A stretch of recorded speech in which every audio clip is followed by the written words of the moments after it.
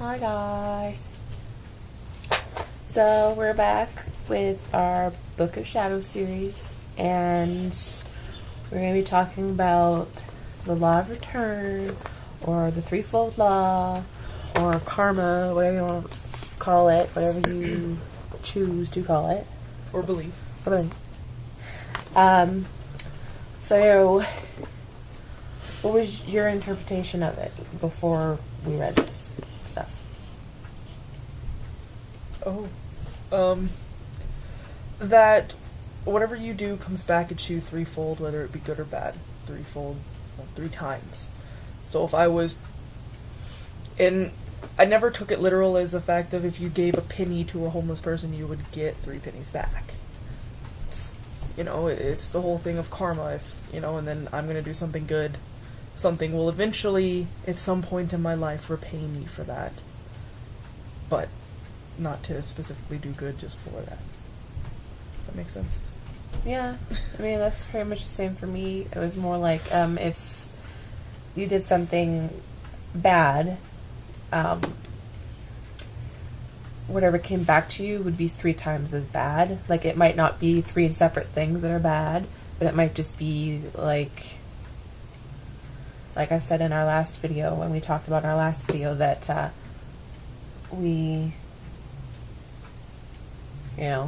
this one got in trouble with the government, or a bank, and I lost a job, and what we did wasn't, in our aspect of looking at it, it wasn't that bad, but... we knew it was wrong, though. Exactly, so that, in the end, makes it even worse, right? I mean, yeah. And to me, karma acts almost in stages, because, that's how our life works. Yeah. We don't always do one bad act in one thing.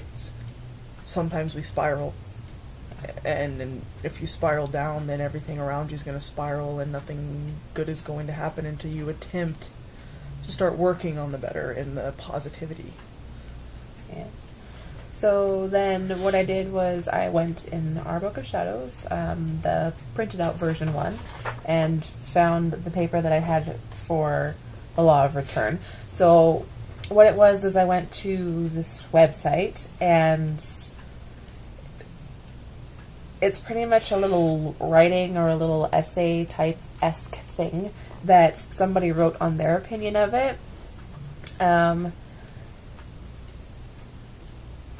In here they say that this guy's opinion is that the wicked read.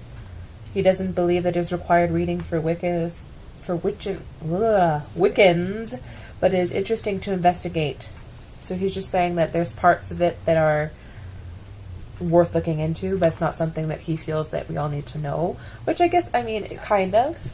To that point, because I think one of the first things you delve into when learning about Wicca is karma. And that's one understanding of it.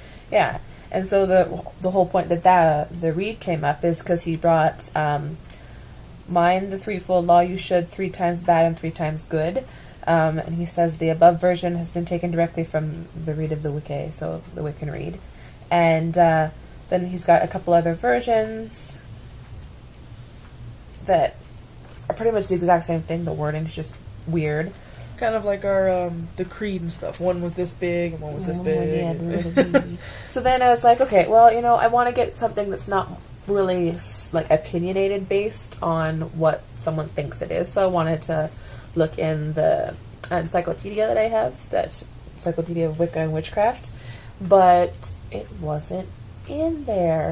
Did you look under karma? I tried to look under karma, and karma's not even in there. So I was like, well, and then I came through. So, I'm not sure if you guys saw my video called Books Everywhere, but we have 2 books by Scott Cunningham, and one is Wicca, A Guide for the Solitary Practitioner, and then the next one is technically his second book in the series, which I guess you could call it. I don't know if it's the series, but it's... Well, it's Living Wicca, A Further Guide for the Solitary Practitioner. Yeah, I guess, yeah. You would assume that this would be the sequel to this one. From what I've read from the first one, it's more of teaching you about Wicca and what it is, and then the second one is more of how to live with it and live it every day kind of thing. Yeah, so then I went to the the index in the back, and I was like, what does it say about the threefold law? But it didn't have anything in there. But this one had like 2 paragraphs, that was it, on karma. So I'm going to read you a little bit. So it's in a chapter in the book that's called The Spiral of Rebirth. It talks about, how reincarnation, if you believe in reincarnation, and that past life imprints on you whether you believe it or not, like whether you remember it or not. I guess it wouldn't be believe. But then when it says, as an aid in learning the lessons of each life, a phenomena exists which has been called karma. Karma is often misunderstood. It is not a system of rewards and punishments, but a phenomena that guides the soul towards evolving actions. So, and then it's just like, sorry. Thusly, if a person performs negative actions will be returned. Good brings good. With this in mind, there is little reason to act negatively. Karma, which means action, and that's how it works. This is a tool, not a punishment. There's no way one can wipe out karma, and neither is every bad thing you do in your life a result of karma. So that's all this entire book about Wicca. And teaching you the beginnings of being a solitary practitioner teaches you about the threefold, or the law of return. So that's this one. That's the thing, though. It depends on how important it is to you. I mean, in this one, there was another part of what you would put in your Book of Shadows. And in one of them it was rules or codes or reads that you would follow, and of course that would probably be one, but not everyone follows that. Some often just think, what goes around comes around. Karma. Yeah. So the threefold law might not be that, I guess, I don't know the word to use, needed. Diverse. Yeah, there you go. Maybe not as many people, think of it as something called threefold law so much as karma.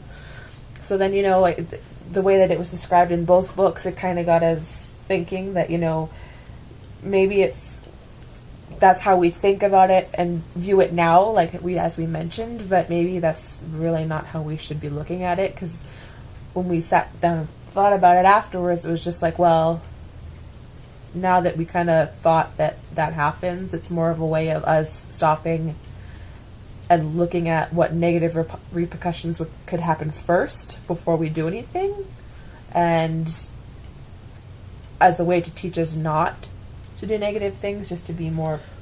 Yeah, and that's the thing, too, is they tell you that the more you practice something and the more you keep reminding yourself, it becomes a habit. So if you teach yourself and use as the one book as a tool, you're eventually just going to say, that's bad, I shouldn't do that. Right? And it's just trying to keep your life more positive. Because being through positive... thinking that, it comes back to you threefold, but it's more just a reminder that you need to sit there and look at what's going on first before you do something, because like in this one here, it talks about how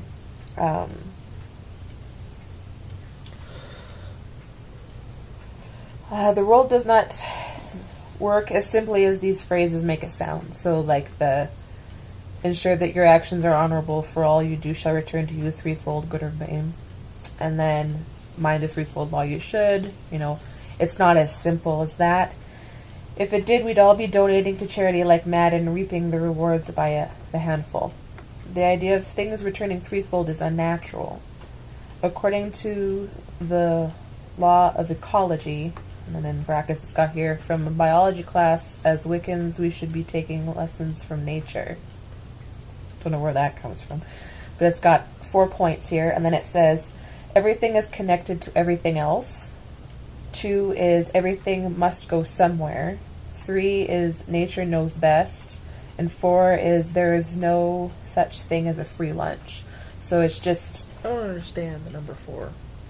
I don't know if it's just the metaphor used, but it's kind of like that one I would seem it more like the pass it forward thing. So you know how like there's like those commercials about how somebody opens a door for somebody and someone sees it, and then later on in the day they open a door for somebody, and then another person opening a door for somebody. It's about passing on the good luck kind of thing. I would assume it's something like that. So there's no such thing as a free lunch. So you get a free lunch, but it's in someone doing it but not knowing they're doing it in hopes that you will pass that forward and do that for someone else later on. See, but where I would get that from, and here's where we're going to get into this long discussion that we don't need to get into, is I take it in a more literal sense. Whereas, you know, when you say something like that to me, metaphors are not my strong suit. So I take things at face value. And so the people, you know, that you hear that they have the, you know, you go in and you pay for a coffee and you're like, you know, I want one on whatever. And then a homeless man comes in and he gets it for free. Because someone else has bought it in the future. So in that I would take it as there's no technically free lunch because someone else has paid for it. Yeah, but so you would want to like